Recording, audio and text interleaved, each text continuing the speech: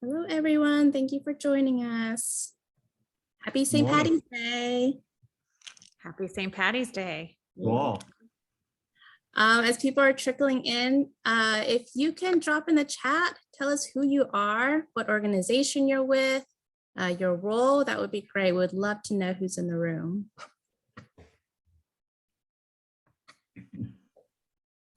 All right, we'll just give one more second and then we'll get started. We have a lot to go through today, so I want to get started right as soon as possible. Hi, Kirsten. Okay, let's go. So thank you, everyone. You are joining Aparo's Nonprofit Bites and Insights. Today's webinar is the second of a three-part series around donor cultivation and stewardship. And today's session is a donor panel discussion, which will be facilitated by Aparo's very own Director of Financial Development, Adrienne Craighead.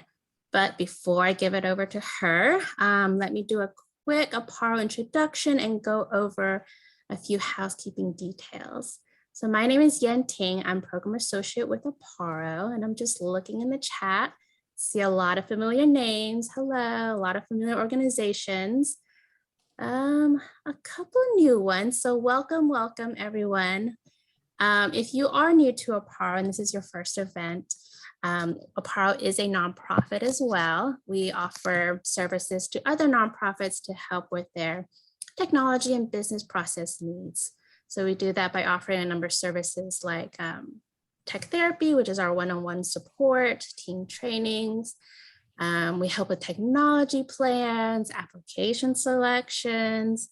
So I invite you to look at aparo.org if you haven't already to check those out. Okay, a few housekeeping. We are recording this. We will be sharing the link to this recording in a follow-up email. That email will have quite a few things. It will also include the webinar from the first session. So if you missed that, I highly encourage you to take a look at that. A lot of great tips and a lot of great strategies. Thank you to those who dropped in questions in the registration. We've actually structured this webinar and the follow-up resource around those questions that you put in the registration. It was a lot of questions, so unfortunately we won't be able to get through all of them today, but don't worry. We will be sharing with you a document where about 5 or 6 major donors have kindly written out the answers for you, including the donors who are speaking with us today. So I will be sharing the PDF of that exclusively to people who are attending today in that follow-up email. We are planning also for a Q&A, so please continue to use the chat to drop in your questions, or you can use the Q&A box as well, whatever you prefer. That is it for me. Let's jump into why you're here. Adrienne, take it away. Thank you, Yen Ting. Good afternoon, everyone, and happy St. Patrick's Day. Again, my name is Adrienne Craighead, and I am the Director of Financial Development here at Aparo. And we were very thoughtful in putting together this panel, which I'm about to have them introduce themselves to you. But we put some thought into, there's so many different donors in the world. And a lot of times we as nonprofit leaders have them divided into 2 buckets: the transactional, the people that maybe give you $5 or $10 at an event or sign up because their friend is doing a race and they give you $25. And then there's also major donors. And every nonprofit has a different definition of what they consider a major donor. And today, because there's so much to cover, we wanted to focus on major donors with our conversation. We wanted to provide a lot of value into how do you identify and find those people, and then cultivate and develop relationships with them that are great win-wins on both sides of the equation and sustain those relationships. So without further ado, I'm going to turn the microphone over to Allie to introduce herself. Tell us why you decided to be a philanthropist, and just introduce yourself to the group. Thank you, Adrienne. So hello, everybody. I am Allie Brooke. I am Director of Client Engagement for Highlane, which is a technology consulting firm.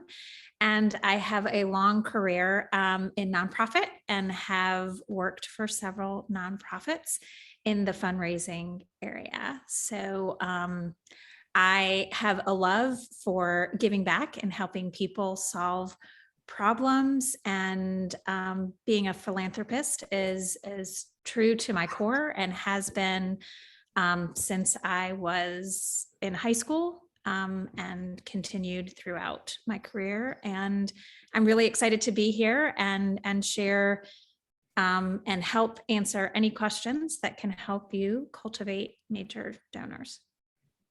Thank you. And we'll learn more about Allie and what her reasons and whys are as we get into the conversation, but I'll turn the microphone over next to TJ Eberly. Hello, everyone. TJ Eberly. I'm currently in Clearwater Beach, Florida. I've been here about 2.5 years after spending the better part of 25 years in Charlotte, largely in management technology consulting. I had my own firm called Nuvion that we sold in 2010. And really now I work with kind of other business owners, startups to $100 million kind of companies, but also spend a fair amount of time in nonprofits, both kind of helping serve as an advisory board, but also obviously as a donor and philanthropist as well.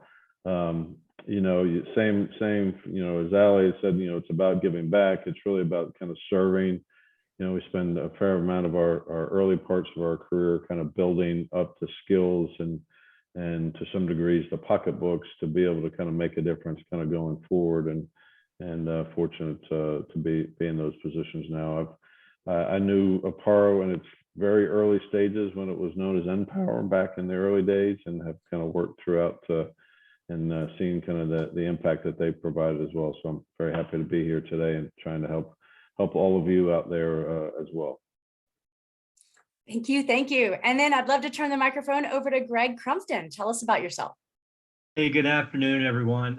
It's hard to follow up those two great stories with Allie and TJ. I too have fled Charlotte a little bit south. I'm only in Greenville, South Carolina, but I've been in the business world for 40 years, and I've done everything from startup to currently work for $1.5 billion company. So I've seen a great variety of business. Therefore, I have been able to see a great variety in nonprofit, and looking really forward to hearing from you guys today, ladies and gentlemen, and some of the questions, because there's so many different topics when you're talking about cultivating large donors, lifelong givers. It's just a great topic.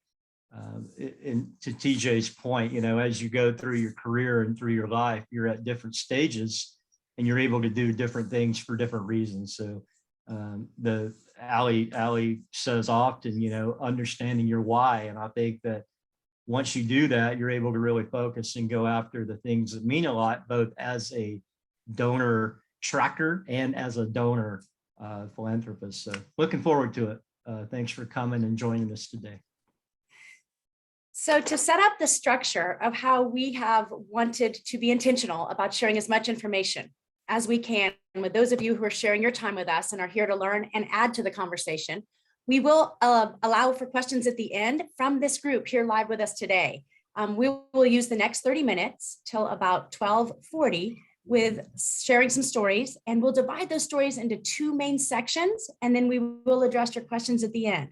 Those of you that registered and submitted questions up front, we want you to know that the 3 panelists participating today, as well as an assortment of other donors from the Aparo community, have given their time and insights to answer those questions. So one of the resources that will be sent out after this event to each of you will be each question that was posed, and then you'll have a smorgasbord of answers so you can see the hearts of different philanthropists answering things like, how did you choose the nonprofits you did choose? How did they find you, or how did you find them? Those kinds of broad topics. We're going to get into some really specific storytelling today with these particular donors. And again, the 2 sections, how do they find nonprofits that they care about? And second, how are those nonprofits continuing the relationship, giving us some stories of the good, the bad, and the ugly? So I'm going to direct my first question to Allie, and then the group I would love to hear from. But thinking about the nonprofits that you personally support, Allie, with major gifts, because I know you support a lot of nonprofits, both with volunteer time and with dollars. But how did you find those particular ones that you became a major donor for? Wow. Okay. So a lot of it is, what am I passionate about? And that's how I would find the nonprofits. And also maybe a friend introduced me to someone, or I had volunteered and then really learned about their cause, and it connected with my heart. But that's really, I have navigated, for me, empowering others is really a passion of mine. And so I look for nonprofits that really empower others, which I know all nonprofits do, but specifically helping people really step into their power and grow and evolve and help that. That's really a passion of mine. And so that's how I found them and volunteer for them. Would you say at any point advertising was important in you finding out about something new, or was it always basically relationship and organic conversations that led you to where you landed? It was really relationships. So for me, like a direct mail doesn't necessarily resonate with me personally. For me, it's more of that personal touch, that connection, that seeing, feeling, touching, being involved with the nonprofit, like hands-on, and that recommendation from a friend, like, hey, did you hear about this organization or that organization? And the relationship being built. That's really what resonates with me more. It's that more that hands-on personal connection and touch. And then to the gentlemen, can you guys share you don't have to say the nonprofits that are the most important or prioritized to you, but how did you come to know about them? Go ahead, TJ. I'll follow you. Well, I would just kind of say, kind of quickly, three different ways. Usually it's they found me because they're hanging out kind of where I am, so where I'm passionate about, where I care about, where I'm spending my time, obviously. The second way is obviously through kind of the network of that I maintain. So my other friends or family that are out there, and obviously the causes that they're passionate about. And then I'd say the third way, and it's probably third of the three, but would be, either I was looking for them or they were looking for me around very specific objectives that I had in terms of kind of the goals and where I want to spend my time. But at the end of the day, it's really about, I mean, as Ali mentioned, it's about a relationship, and the question is, where are you going to get that relationship? Just quickly, I would say, for example, I just went through a move, 2 years ago to Clearwater here, where we knew no one, right? No family, no friends, and we had to kind of reestablish ourselves. So, before I left, I circulated through my network and said, what doctors do you know down there, or dentists, or anything else that are down there? And quickly meet some of the neighbors around the neighborhood and said, who do you use for HVAC or, lawn care or those sorts of things?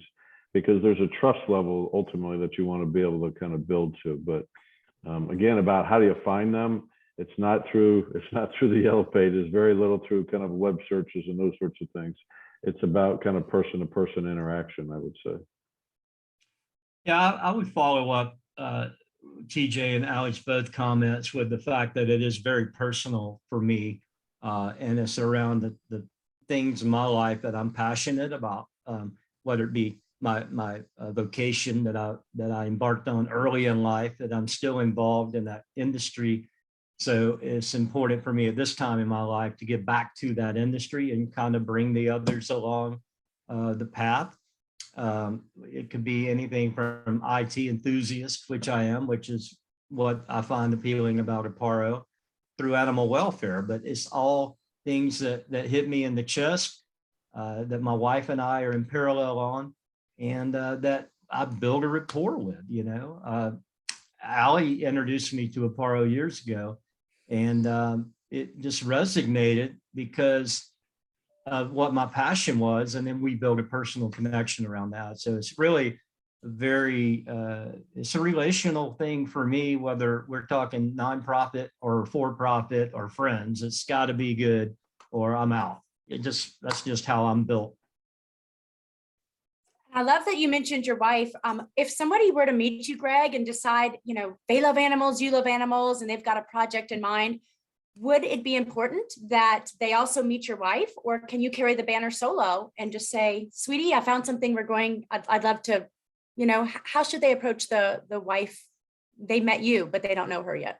Well, I think, every domestic situation is different. For us, it is that we, if one of us finds something that we're passionate about and want to support, there's no veto. So, if she finds something that she's passionate about that I don't fully understand, then it's incumbent upon me to go learn about that, because if it's important for her, then it should be important for me, and vice versa. But she supports things that I'm not as passionate about as she is, and vice versa. But there's, the 75-25 situations that we support, and then there's 50-50. And, I think that's just a sign of, for us, we've been married for 36 years. It's a sign to me that we're healthy and happy, that we can have those conversations and get in alignment. If we're out of alignment, that means we got to do some more investigation or digging to see, why, what's the holdup, or what's the red flag. And it could be something as minor as I thought it was XYZ, but it's really XZY that you want to support. And it just takes a little bit of clarification and a little bit of homework on both parts. But that's how we do it at our house. I'd love to hear, TJ, your comment too, because I know that Missy is involved in different philanthropies than you're involved in, but how do you guys manage that? Yeah, you've heard me use the term kind of second half, but there's a book called Halftime out there, Bob Burford, and it talks about how do you serve in kind of your second half, which doesn't mean retirement, it just means kind of, when you're ready to spend more time kind of serving and giving back. And the reality is that, my second half can be different than her second half. And, we have kind of different views and different visions and those sorts of things associated with it. I tend to migrate more towards kind of the younger, maybe athletic kind of groups and those sorts of things. And her skills and passion is more around serving the elderly, right? So again, like Greg said, we kind of have our own, but there's certainly overlaps associated with that. And the only minor piece I would say is that there is a veto. She gets a veto, I don't. But that's worked for 31 years. We're still using that. But at the end of the day, I mean, it's like, what I would encourage the other nonprofits out there is that, recognize the reality of who we are as individuals, but also, who we are collectively, right? So yes, I have a wife, I have, 2 20-some-year-olds, children. And if we're going to talk about major gifts, you need to understand that about me, right? And understand to some degree how we're going to give kind of around that, right? Associated kind of with that. Mm-hmm. I love that you use the individual understanding. So again, for the attendees here today, we all know there's broad campaigns that marketing and advertising is effective, but individually cultivating relationships with people who will perhaps grow to become major donors to your organization is truly a one by one approach. I have loved the mentorship that Allie Brooke has provided to me, because she was in this chair as Aparo's Director of Financial Development years ago before I arrived, and she took me by the hand. And Allie, during our preparation time for this call, you shared one tactic that I think is so invaluable that I want you to speak about briefly today. And it's one prime area to search for potential new donors that might be nurtured into major donors, you said was our volunteers. Can you speak about that a little bit more? Absolutely. I think that is a low-hanging fruit, because they already, if they're volunteering their time, they have a passion for the organization.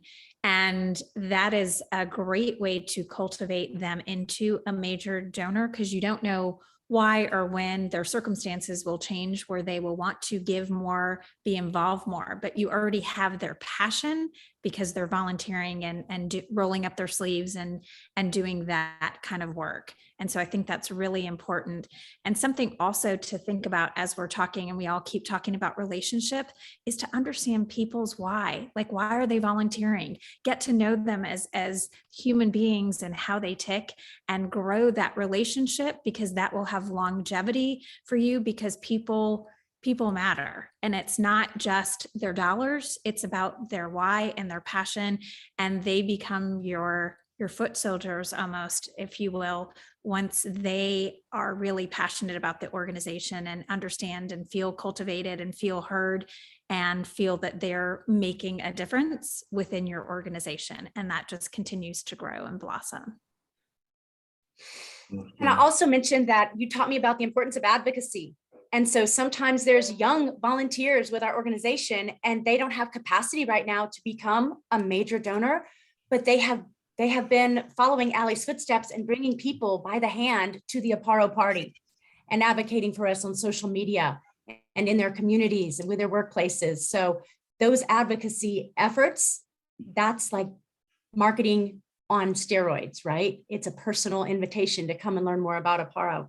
Absolutely. And Adrian, just one thing before like we jump on this, also be aware of like somebody that might be your $500 donor right now, 2 or 3 or 4 or 10 years from now might be your $1 million donor. So don't rule just because it's a smaller amount now. They're still invested and they still have the passion. And so those are also low-hanging fruit, because their circumstances will change as they grow and evolve as well. So beautiful. And, you know, as I think through the fields in our CRM at Aparo, the customer relationship manager or client relationship manager, we think of our donors as partners and supporters. There is almost no fields that ever said, oh, I found them. There's no fields that say I found Aparo in the yellow pages, or I stumbled upon your website. It's truly always through a person that, oh, Greg Crumpton introduced me, or so-and-so introduced me from your board. So people are your foot soldiers. Greg, you made a comment earlier about a story that involved FedEx.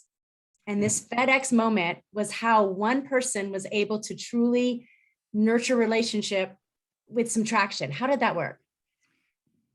Yeah, that story, I've told it, I don't know, 100 times probably, because it's so effective, whether it be for nonprofit cultivation or whether it's just strictly a business relationship. But years ago, not too many, because I don't want to give away my age, but several years ago, my company was in a peer group, or we were interested in joining a peer group of similar companies in the same industry.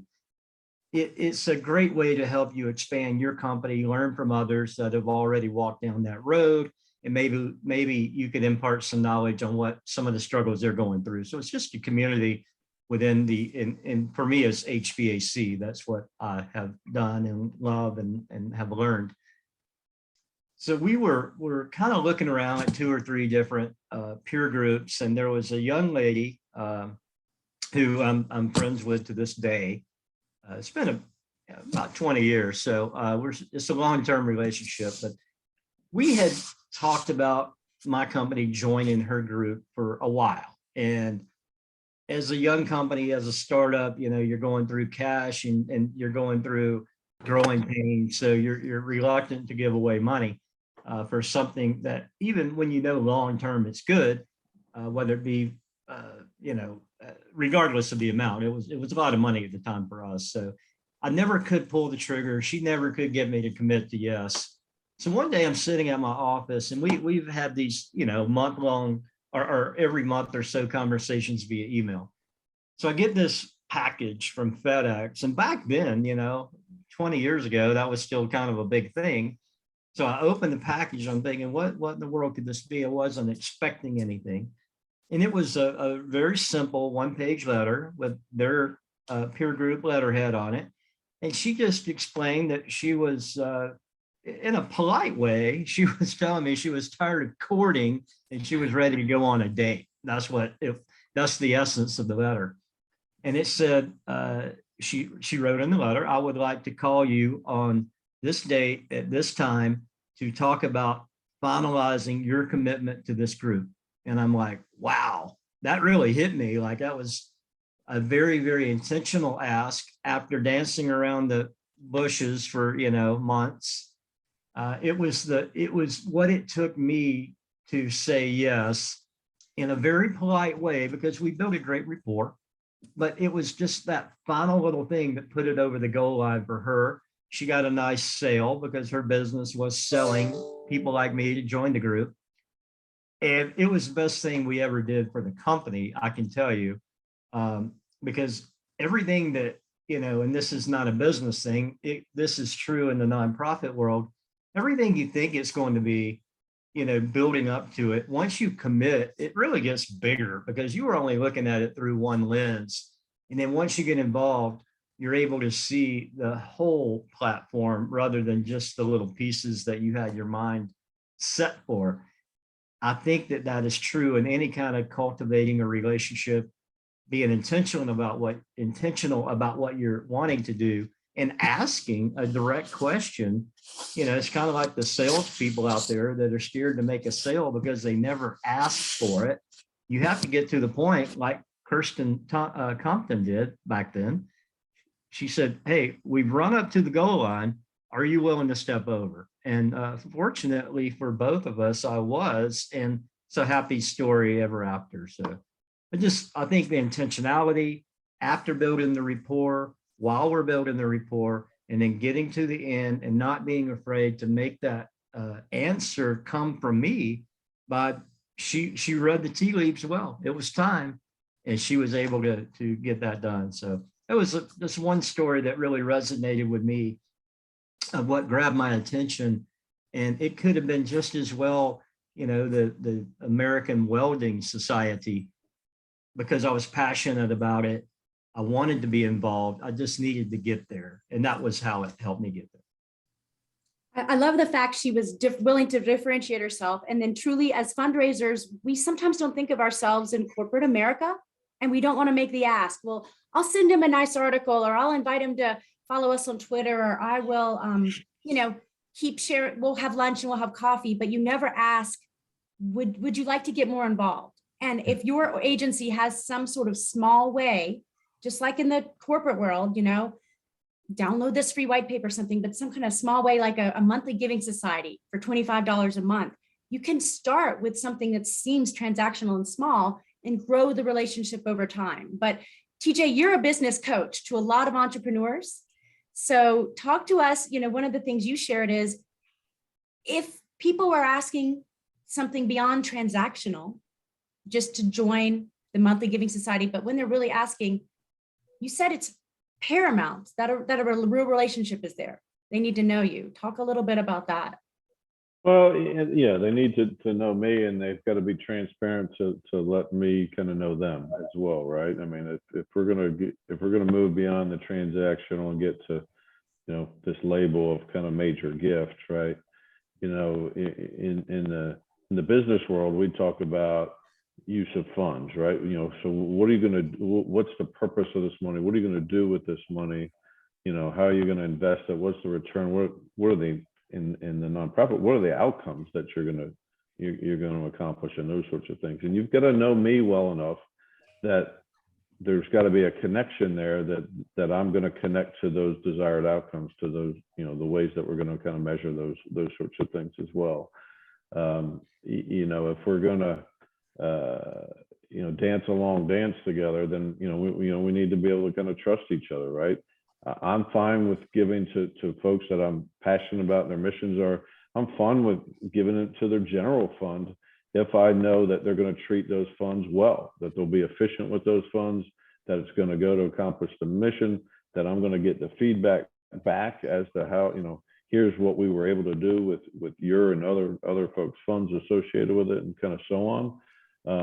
You're going to need to communicate with me. You're going to need to help, keep me excited, as to why we're in this relationship together, and kind of so on associated with it.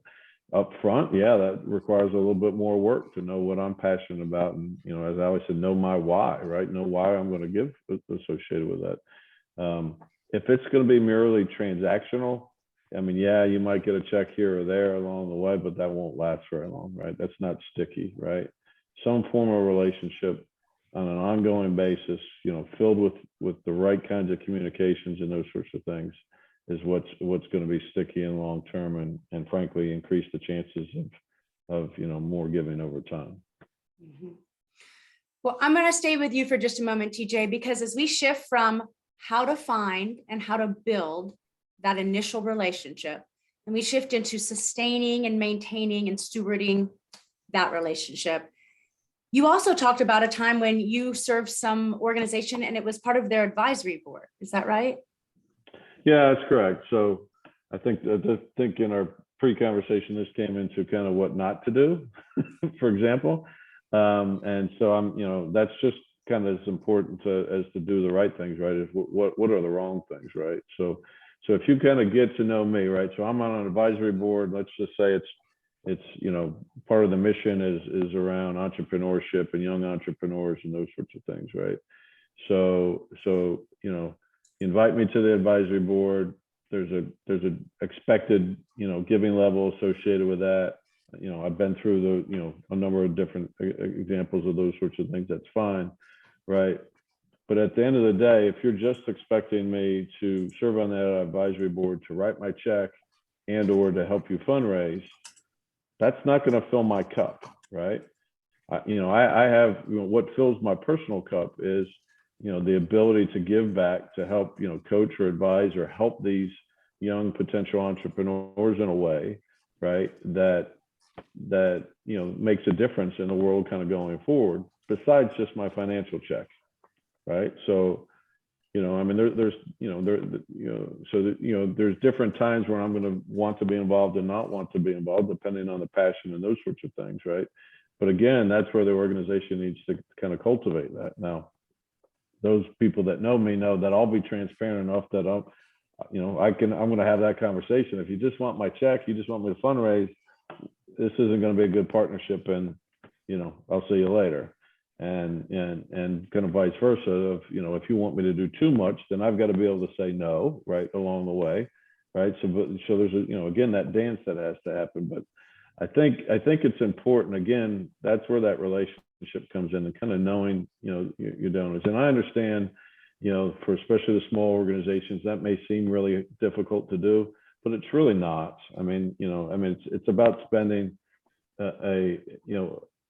not a ton of time, but a small amount of time, but quality time with listening to understand, kind of who we are and what we desire to do and how we desire to help. And with that, then, you're armed with you can take that back into your toolbox and kind of, again, get the right relationship kind of in the right place associated with it. Thank you for sharing that advisory board example, because I think a lot of us in fundraising have always heard, that if you want to ask someone for money, ask them for advice and they'll give you money, and ask them for money and they'll give you advice. And so every donor is different. That's one of the biggest lessons that's bubbled up to me as we've prepared for this. And every donor really wants you to get to know them. And so I'm going to throw the ball to you, Allie. You've shared some great examples of what to do, what not to do all through the years of your experiences, but you really helped me understand it always comes back to the why. And so as you sat in this chair as a fundraiser, how were you able to successfully uncover your donors' whys? Well, I think the first thing is you show up and you actively listen. The person across from you has a why, has a reason, has a story, and it's really getting to know and build up that relationship and understand. And it's not about having a goal like I need $10,000 and I need it this time. It's about the marathon of understanding the person. At the end of the day, you may or may not get the donor, but you will walk away with a relationship, and you will walk away with somebody that you've gotten to know. So it's not about just having your own agenda of needing that money. It's about listening to people and understanding why they're passionate with your cause. And like TJ was saying, do they want to be more hands-on? Do they just want to give a check? What is their why? It's really understanding the passion behind what is motivating them to be involved with your organization or any other organizations, and what are they most passionate about.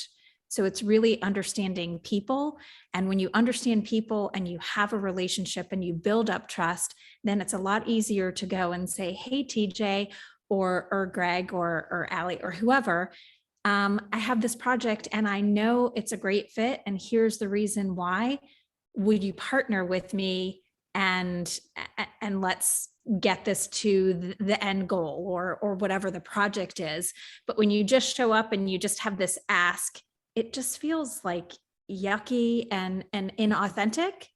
Like you really have to understand the person, because at the end of the day, you might meet that person and they may not be interested or have a passion for your cause, but you might know of another cause that they might have a passion for, and you can connect them with that. So it's really showing up and actively listening and understanding the person that sits across from you.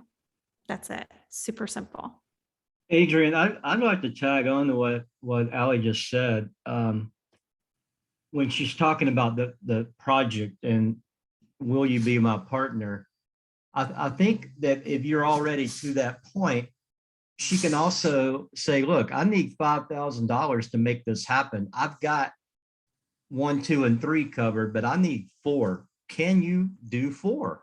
And I think that, and we talked about this a little bit on our prep call last week, is for me, I like to know the goal. I need to know what we're trying to do, because if it's just a large bucket and I can't put my whatever contribution I'm going to be able to make, I need to know how that fits into the overall scheme for me. That's just how I am.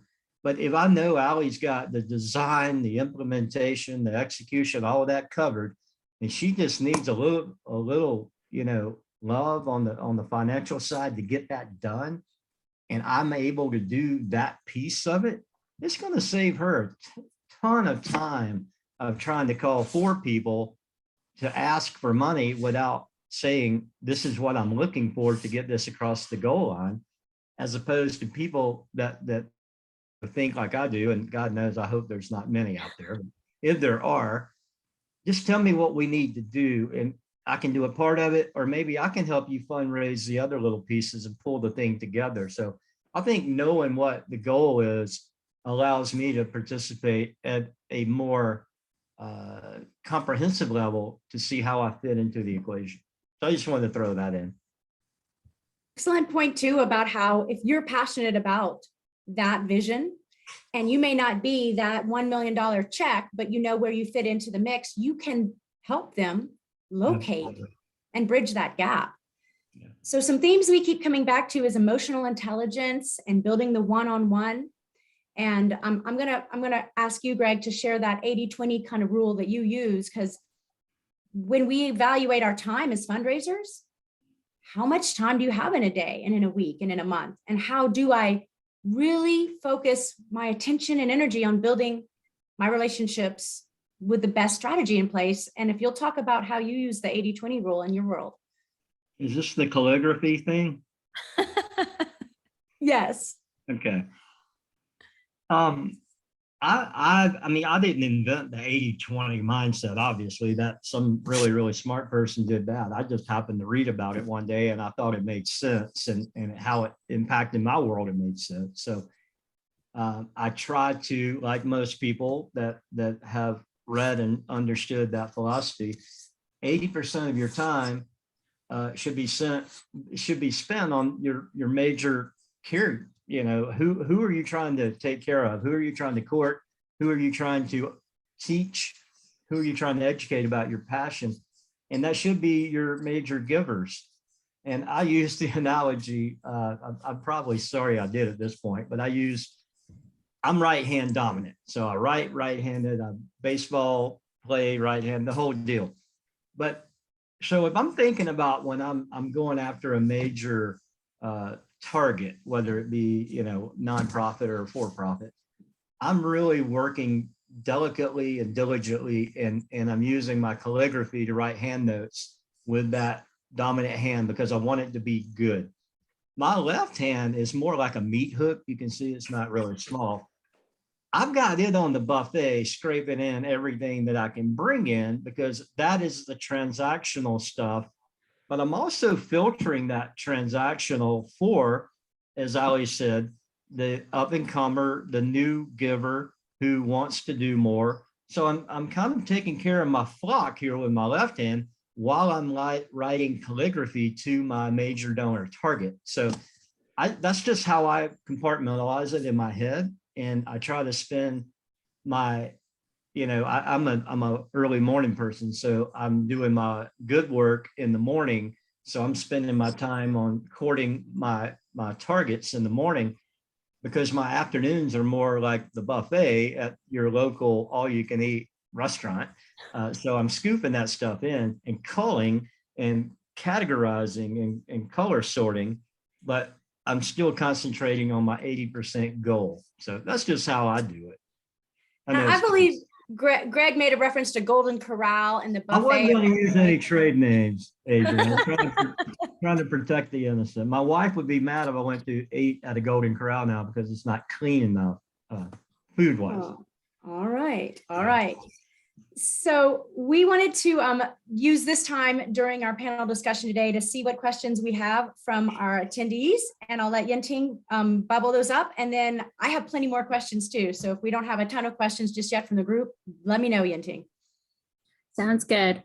We have a couple of questions, and this came up in registration too, as well as right now. We have a number of nonprofits who are just starting up. So almost a blank slate, 1 or 2, maybe 3 staff members. So really limited capacity. Again, blank slate, don't have a lot of volunteers yet. Do you have any advice for them on where to cultivate those donors, where to start building those relationships? What's the best way to invest their time wisely when they don't have that much capacity?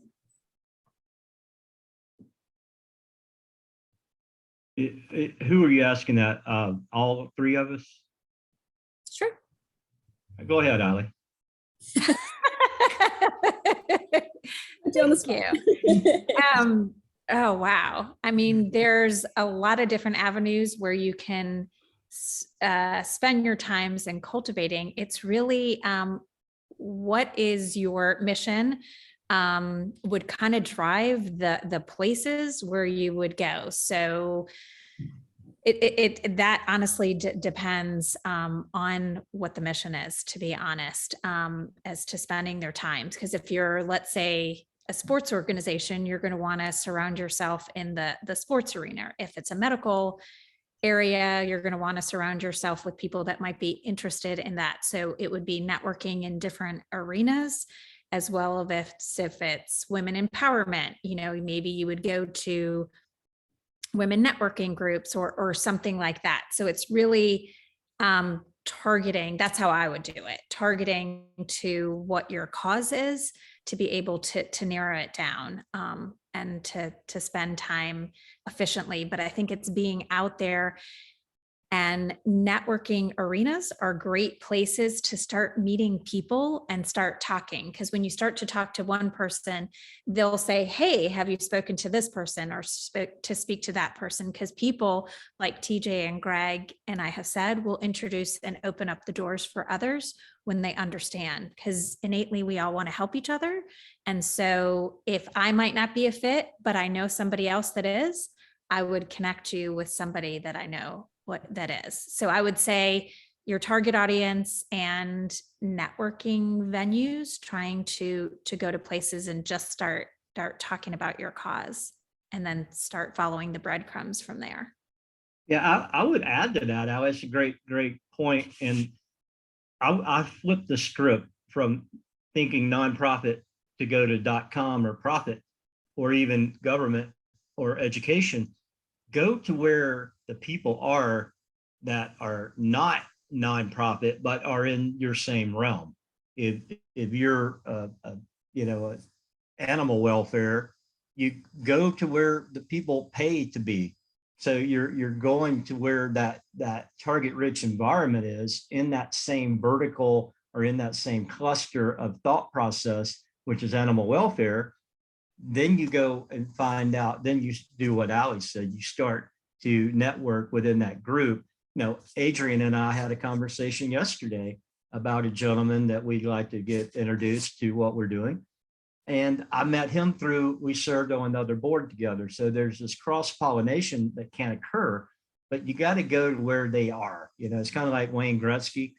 He never skated to where the puck was. He skated to where the puck was going to be, so that you're there ready for the slap shot when the timing's right. But you got to be in the environment. But I think just thinking about where those people cohabitate, for lack of a better word, but where they where they come together, you go there, and that's a target rich environment. Yeah, so I would agree. But I think there's two components here, right? So the one component is, per the question, is, you know, how are you going to raise the money, and then where are you going to find the money? I think Ali and Greg talked a lot about kind of where you're going to go meet people and where you're going to go find people. I think you know, the other step associated with it, really that first step, is to really have what's that really business plan, right? I mean, what's that vision that you have and the strategy that you have, and how well can you articulate that, right? How can you articulate not just this immediate fundraiser that's a tactical need, but that you know, how does it fit into a longer term vision that you have, right? The more that you can sell and articulate your vision, or the more that you can articulate, the easier it's going to be to, quote, sell it, right? To share it, right? And to do that, then you get other people passionate about your vision and what you're trying to do associated with that. I have a friend right now that has a nonprofit. There's 3 volunteers and nobody full time, and they're trying to get enough money to get enough full time, and they've got a couple of very minor projects that are out there. But my first question to her is, all right, but I understand you need money to get them full time in these couple of minor projects, but then what, right? Because you know, I want to understand kind of what the vision is associated with, just like I would for a business out there, right? You know, and NPO is just a different form of organization, a different form of, quote, business that's out there. So what's that vision? I understand it might be 2 or 3 years until we can get to those pieces, but you know, if it otherwise, it's going to be a transactional of, I'm going to give so that, you know, we can send this kid to, you know, some summer camp or something of that sort. Well, how do we get it to the point where, you know, we're targeting, you know, dozens and dozens and dozens, if that's what the mission is, right? So I think you would need to have both kind of that upfront piece of kind of what's the vision, and then kind of how to go execute associated with it. TJ, you hit on a really solid point right there, in the fact that I think, in my personal opinion, I've never worked for a nonprofit. I know a lot of people who have and do. Sometimes I think that there is a tendency to be too soft in the asking and the requirement, because you don't want to be offensive when you're asking for money or for time or for support. I think we're at a point in life to where people, a lot of people that, and I've asked this question of, do you want a good direct question, or do you want to soft pedal this thing? A lot of people feel so pressed for time and stressed because they have so many different requests or taxes on their time. I find it better just to come out and be forthright and you know, kind of like get to somewhere and quit. Let's quit the maybe game. Let's be more. I'm not going to say, I like the difference between aggressive and assertive. I think you have to be assertive more so than some nonprofits have been in the past. Just been hesitant to ask questions because people are queasy about money. I mean, let's be honest. People hate to ask for money. But if you're approaching a donor, especially someone who you think has the means or the desire to be a major donor, I think they would rather just hear it. Just come out and talk to me in an honest way about where we're headed. And maybe that's just me at my ripe old age of, I'm reading a book right now about 4,000 weeks. That's all we get in our life. And I don't want to burn another week if we can make the most of the current week and get ahead of the game. So I like a more assertive message myself. And I'll just roll into the other question, if it's all right, from Tracy. Yeah. What kind of communications do we like, or what do we need, or what's the frequency?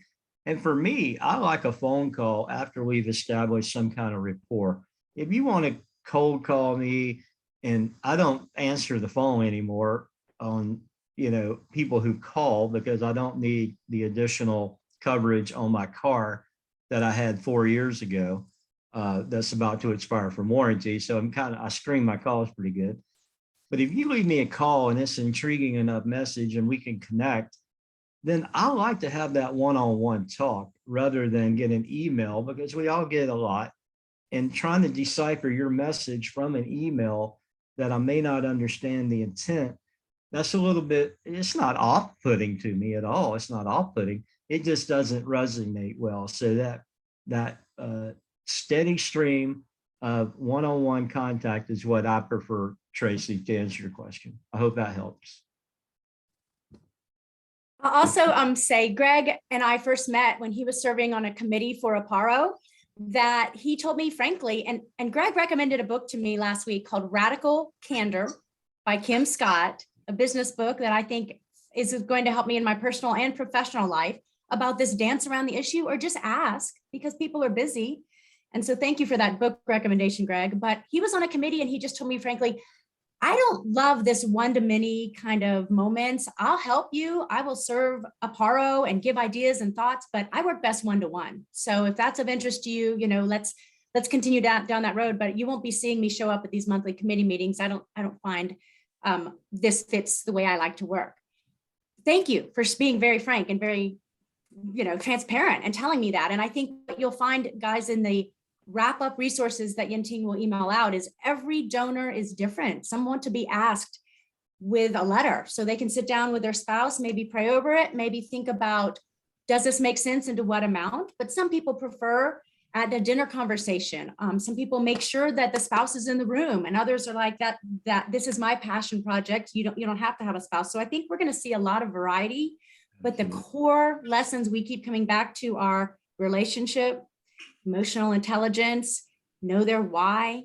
And so those kinds of things bubble up to me. It's a dance that you've said, TJ, and all of us have said it's a dance. And so we think of marketing as this one-to-many communication style, but we think of sales as one-to-one. And that is exactly the words that we need to not be afraid of in the fundraising world. Marketing is one-to-many, sales is one-to-one. And so when it's time to ask for that major gift, you are in sales mode.